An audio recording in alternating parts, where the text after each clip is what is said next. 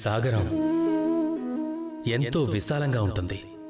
ఓసారి ప్రశాంతంగా, మరోసారి ఉధృతంగా. కానీ ఈ సాగరాన్ని ఇంత ఉన్నతంగా మార్చింది ఎవరు? జలం. మీరు ఈ జలయాత్రను చూడండి, ఎంత కఠినంగా ఉంటుంది.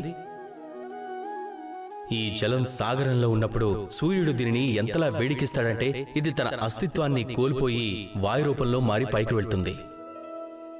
తర్వాత ఆకాశంలోకి వెళ్లి మళ్లీ తన అస్తిత్వాన్ని కోల్పోతుంది, మేఘంలా మారుతుంది. ఆ తర్వాత ఈ మేఘం వెళ్లి ఏదైనా పర్వతాన్ని తాకుతుంది, మళ్లీ తన అస్తిత్వాన్ని కోల్పోతుంది. తర్వాత ఇది వర్ష రూపంలో కురవటం ప్రారంభిస్తుంది. ఇక ఇది ఆ పర్వతం పైన దాని శిఖరంలోనే విడిపోతుంది. ఆ తర్వాత వర్షం భూమి వరకు ప్రయాణిస్తుంది. ఇప్పుడు భూమి మీద కురిసిన వర్షం ధార రూపంలోకి మారి మెల్లమెల్లగా ప్రవహిస్తుంది.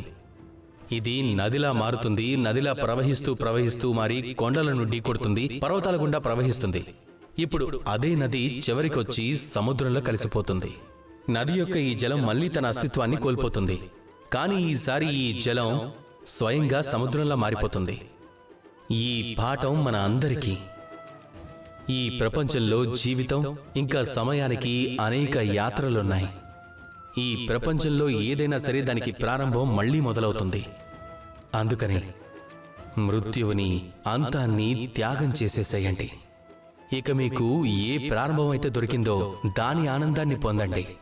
అలానే ఆలోచించండి, ఎలాంటి శ్రేష్టమైన పనులు చేస్తే మీకు, ఈ ప్రపంచానికి రెండింటికి మేలు జరుగుతుందో.